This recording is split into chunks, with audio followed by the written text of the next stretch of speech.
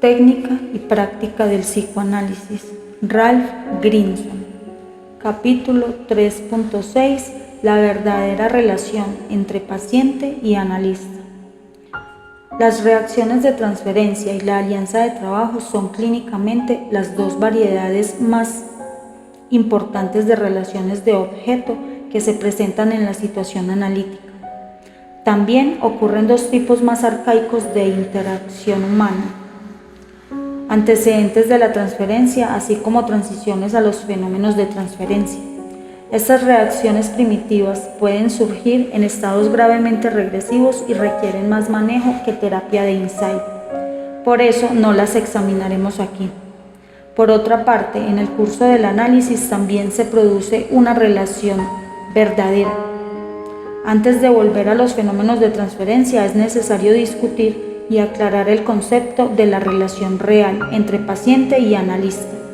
Esto no es tan sencillo como podría parecer a primera vista, porque la palabra verdadero tiene dos significados y empleos esencialmente diferentes, cada uno de los cuales puede tener una connotación desemejante para el paciente y el analista.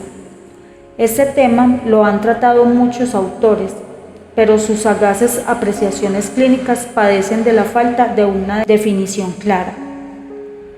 La palabra real en la expresión relación real puede significar realista, orientada hacia la realidad, hacia lo real, no deformada, en contraste con la palabra transferencia, que connota lo irreal, deforme e impropio, lo no realista. La palabra real puede significar también lo verdadero, genuino, auténtico y cierto, en contraste con lo artificial, sintético o supuesto. Yo quiero aquí emplear la palabra real para referirme a la relación genuina y realista entre analista y paciente. Esta definición es importante porque nos permite comparar lo que hay de real en la relación del paciente con lo que hay de real en la del analista. Tanto en el paciente como en el analista, las reacciones de transferencia son impropias e irreales, pero genuinas y sentidas. En ambos, la alianza de trabajo es real y adecuada, pero es un artificio de la situación de tratamiento. En ambas, la relación real es genuina y real.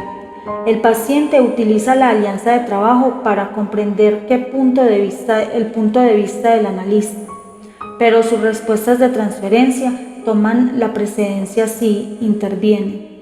En el analista, la alianza de trabajo tiende a tener precedencia respecto de todas sus reacciones francas del paciente. Trataré de aclarar estos puntos con ilustraciones clínicas procedentes de pacientes y analistas. Un joven en la fase final de su análisis, que duró 5 años, vacila después de una interpretación mía y a continuación declara que tiene algo que decir, pero que le cuesta mucho. Estaba a punto de saltárselo cuando comprendió que llevaba años haciendo precisamente eso. Respira hondamente y dice: usted siempre habla un poquito de más, tiene una tendencia a exagerar. Sería para mí mucho más fácil enojarme con usted y decirle que está usted un poco mal de la cabeza o equivocado, o que no da en el clavo, sencillamente no responder. Es terriblemente difícil explicar esto porque sé que le va a herir. Creo que el paciente ha percibido atinadamente algunos rasgos de carácter míos y que me dolió algo de lo que me los señalaron. Le dije que tenía razón, pero quise saber por qué era más difícil para él decírmelo sencilla y directamente, como había hecho cuando se enojó. Respondió que sabía por experiencia que su salida colérica no me afectaría, porque eso era evidentemente su neurosis y no me molestaría. Decirme que hablaba demasiado y que exageraba era una crítica personal y eso no me dolería. Sabía que yo estaba orgulloso de mi destreza de terapeuta. Antes hubiera temido que yo me desquitara, pero ahora sabía que no era probable. Además, eso no sería mortal. Propongo este ejemplo clínico como una reacción realista al analista. El paciente había hecho algunas observaciones acertadas y además había sido capaz de predecir mis reacciones sin deformación.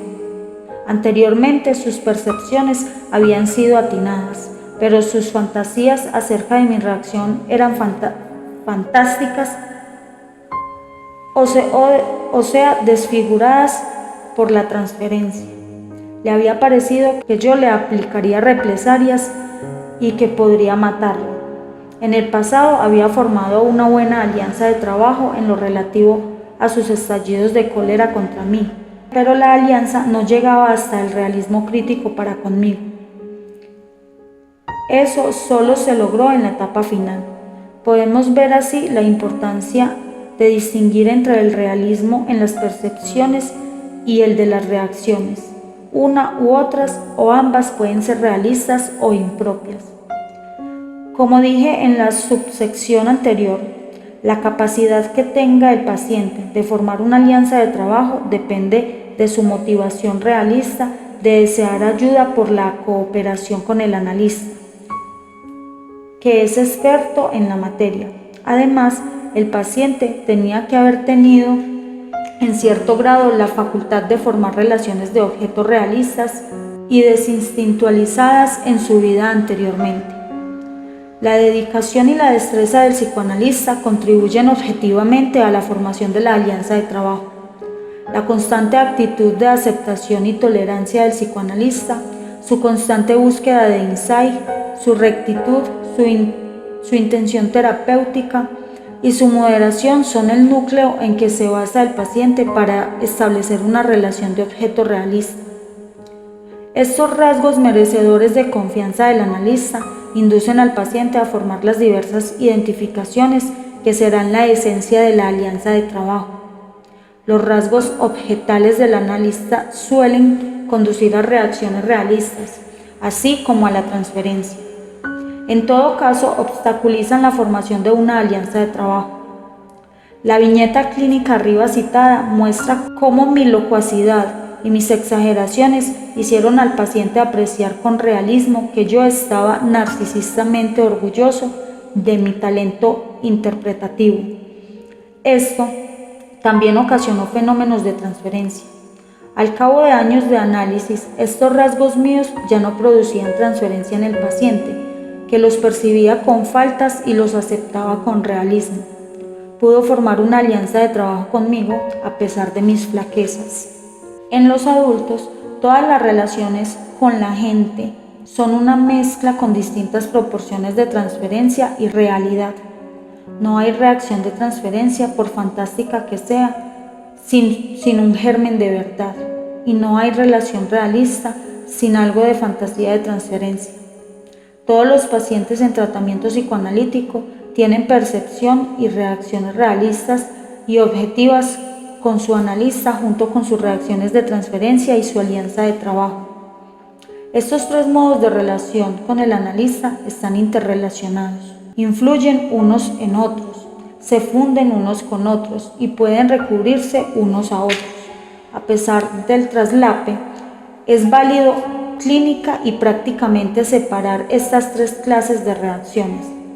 El paciente tiene percepciones y reacciones realistas desde que comienza el tratamiento, mas suele resultarle difícil expresar las negativas, que rápidamente desencadenan reacciones de transferencia, pero no son analizables mientras no se establece una pequeña alianza de trabajo a pesar de los recelos del paciente. Esto tal vez no sea posible si los rasgos objetales del analista tocan un campo de gran importancia realista para el paciente. Un joven analista que yo estaba dirigiendo me dijo que uno de sus pacientes, una madre joven, había pasado casi toda una sesión describiendo las terribles angustias que le había causado la súbita enfermedad de su hijito la noche anterior. El bebé había tenido una fiebre alta con convulsiones y la madre estuvo como loca hasta que pudo dar con el pediatra. Mientras contaba a mi estudiante lo sucedido, lloró varias veces. Acabado el relato, el analista guardó silencio. Cuando ella calló y después de unos minutos más de silencio por ambas partes, el analista le dijo que debía tener una resistencia. La paciente no dijo nada. Poco después terminó la sesión. Con esta observación terminó el joven analista su descripción de aquella hora. Yo le pregunté si retrospectivamente estaba satisfecho de su labor en aquella sesión, si no se podía haber hecho algo más. Repuso que le parecía que el largo silencio de ella podía haber significado que se sentía culpable por sus deseos de muerte para con su hijo, pero le pareció bueno esperar para sus planteamientos. Yo le dije que podía haber habido algún deseo de muerte hondamente enterrado en la paciente para con el niño, pero que me parecía que su angustia y tristeza eran mucho más patentes y merecían alguna respuesta de parte de él en el curso de la sesión. El estudiante me recordó gravemente cómo Freud dijo que no debemos satisfacer los deseos instintuales y narcisistas de nuestros pacientes. Me abstuve de más comentarios en aquel momento y a la sesión siguiente le pregunté qué había sucedido. El estudiante replicó que la paciente había llegado a la sección, no había dicho absolutamente nada y había enjugado calladamente las lágrimas que resbalaran por su rostro. De vez en cuando él le había preguntado en qué pensaba. La hora terminó sin más intercambio de palabras. Nuevamente pregunté al joven analista si le quedaba alguna duda acerca de que podía haberse hecho algo más. Se encogió de hombros. Le pregunté si había sabido qué había pasado con el bebé. Me declaró que la paciente no había dicho nada y él no le había preguntado.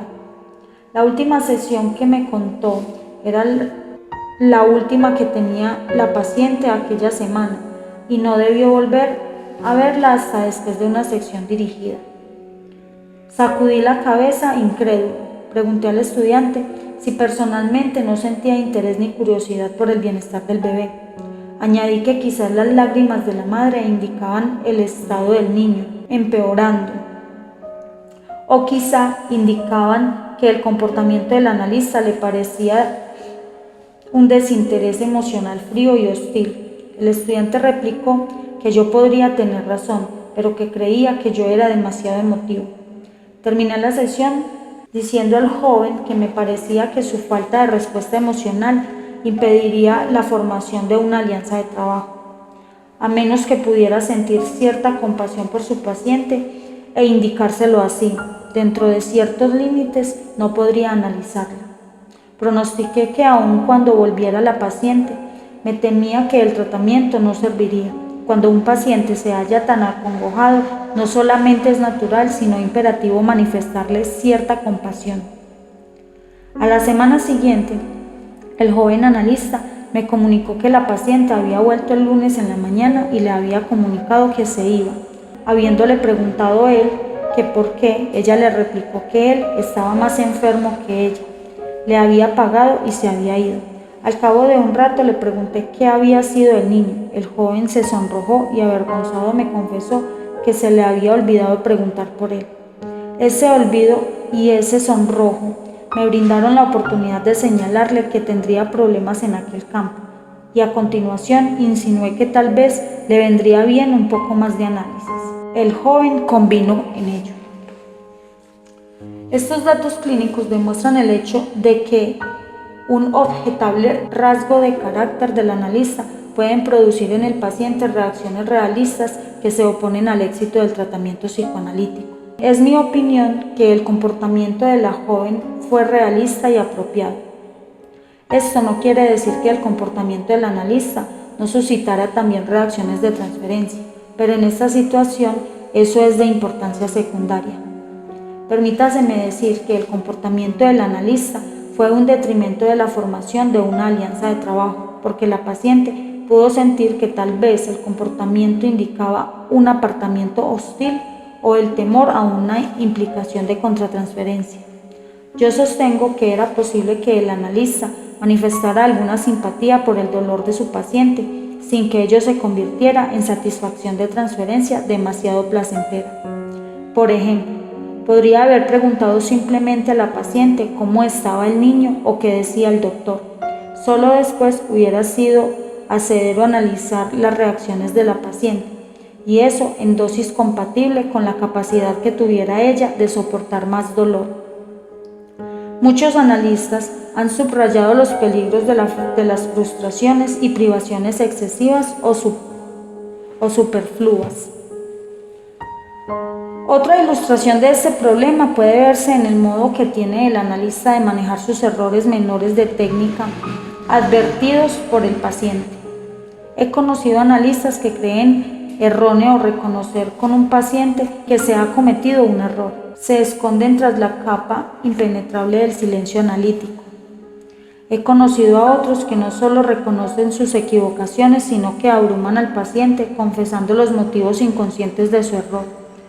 Yo opino que es autoritario, injusto y humillante ocultar un error al paciente que lo ha advertido.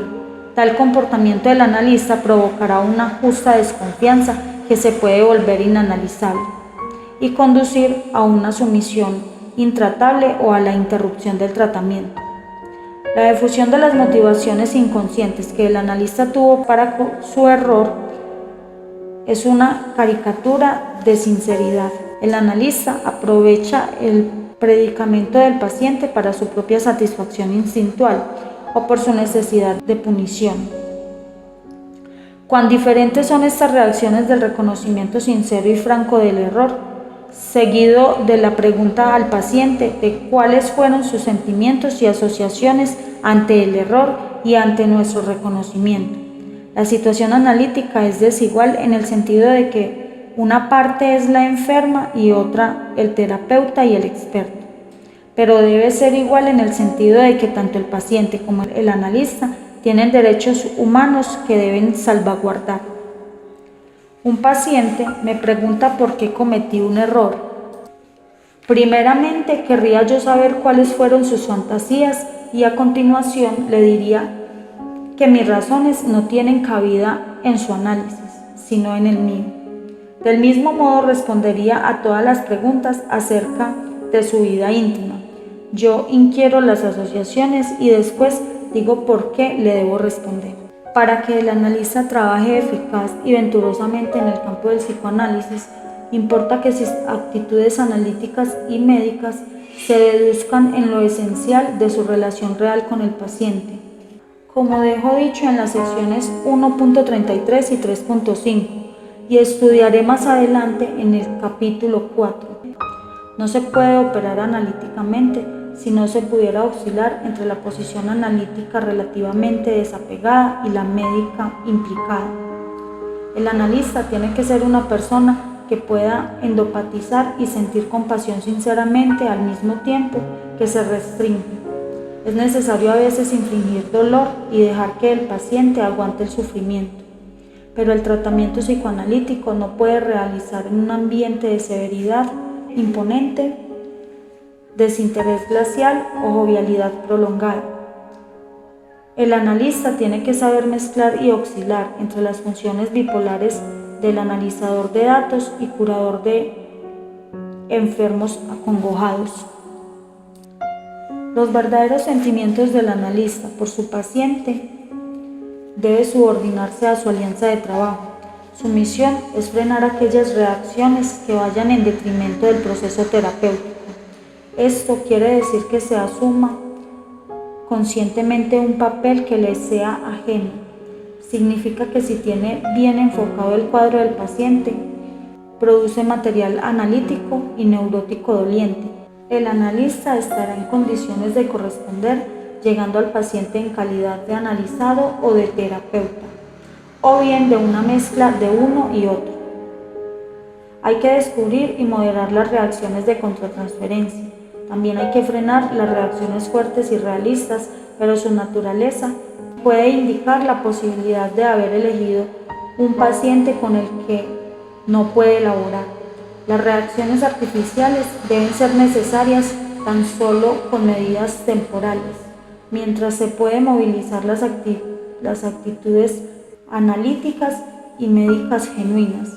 Si así se hace, el paciente tendrá ocasión de obtener experiencia e insight a partir de un tipo único de relación de objeto en que muchas formas de amor y odio se convierten en instrumentos constructivos y no en meras oportunidades de sentir placer y dolor. Aunque en paciente y en analista se forman reacciones de transferencia, una alianza de trabajo y una relación real mutua, las proposiciones y el orden de producción difieren. En el paciente, las reacciones de transferencia predominan en la larga fase media del análisis. La relación real está en primer plano al principio y vuelve a adquirir importancia en la fase final. La alianza de trabajo aparece hacia el final de la fase introductoria, pero va cediendo periódicamente hasta que el paciente se acerca a la fase final. En el psicoanalista, la alianza de trabajo debe predominar desde el principio hasta el final. La contratransferencia siempre debe estar en último término. La relación real solo debe tener más campo libre en la fase final. Hay veces, empero, en que condiciones especiales requieren que el analista deje que sus sentimientos reales se manifiesten antes. La situación del analista joven arriba citada es una en que yo hubiera manifestado claramente mi interés por el niño de la paciente. Yo no veo cómo alguien podría dejarse analizar a fondo por un analista que conservará un despego glacial en semejante caso. Reacciones humanas tales en el psicoanalista son una condición sine qua non para la formación de una alianza de trabajo en el paciente. Algunos pacientes habrán que quieran un analista de tipo computadora, pero en que en realidad estarán tratando de rehuir una verdadera experiencia psicoanalítica. Hay pacientes que tratan de aislar al psicoanalista de la vida real e imaginan que solo tienen existencia en su consultorio y sus reacciones emocionales siempre son bien atemperadas y controladas. En casos tales he comprobado que convenía mostrarse al paciente de otro modo. Con frecuencia no basta decirlo con palabras. Yo he dejado que el paciente note a veces mi decepción por sus pocos progresos o mi interés por los acontecimientos mundiales. Trato de restringir la intensidad de mis reacciones, pero no todos los días abro la puerta con la misma expresión en la cara, ni concluyo la sección del mismo modo. No planeo estas variaciones, sino que me permito la flexibilidad en tales cuestiones. Opino que es importante mostrar en ciertas acciones y modos de comportamiento que el analista es de verdad un ser humano. Incluso dejo ver a veces alguna flaqueza humana. El libro de Stone contiene muchas glosas interesantes sobre estas y otras cuestiones análogas.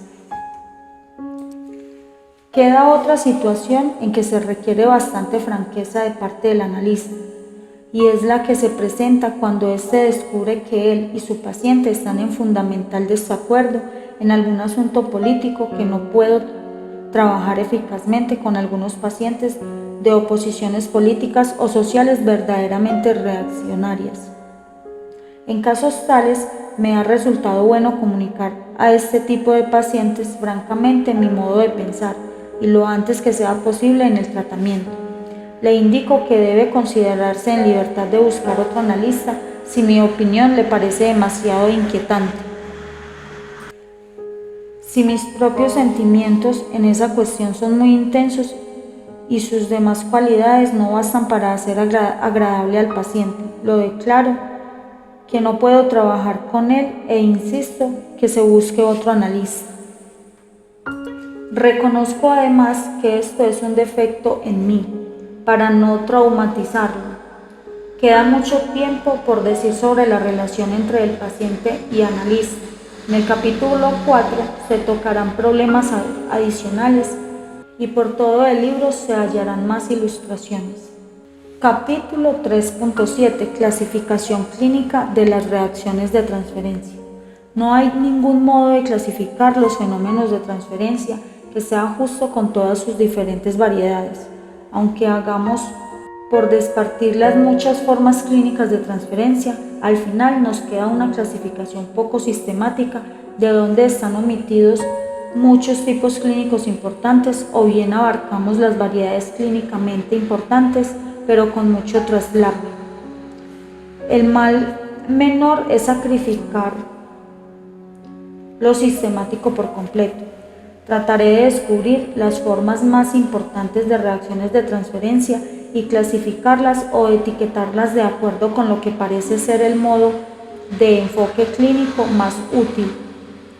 Debe ponerse presente que un método de clasificación no incluye a otro. Por ejemplo, podríamos describir una situación que represente la transferencia positiva y con igual validez ponerla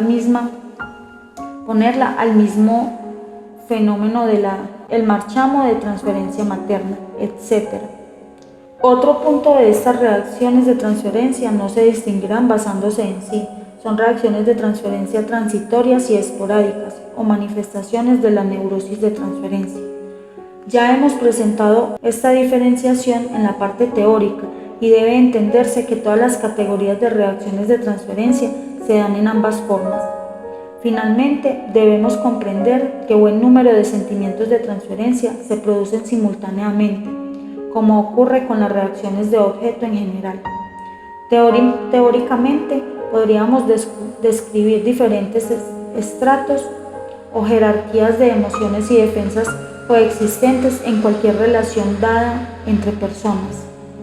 En la siguiente descripción de los tipos de reacción de transferencia, me limitaré a examinar lo predominante, lo clínicamente significante por un periodo dado de tiempo en un análisis. Capítulo 3.71. La transferencia positiva y la negativa. Aunque Freud reconoció muy pronto que todos los fenómenos de transferencia son de naturaleza ambivalente, su medio favorito de designarlos fue transferencia positiva y transferencia negativa. A pesar de todas las ambigüedades y los derechos que entraña este modo de clasificar, ha seguido siendo el más empleado por los psicoanalistas practicantes. Para un próximo audio tendremos el capítulo 3.711, la transferencia positiva, 3.712, la transferencia negativa.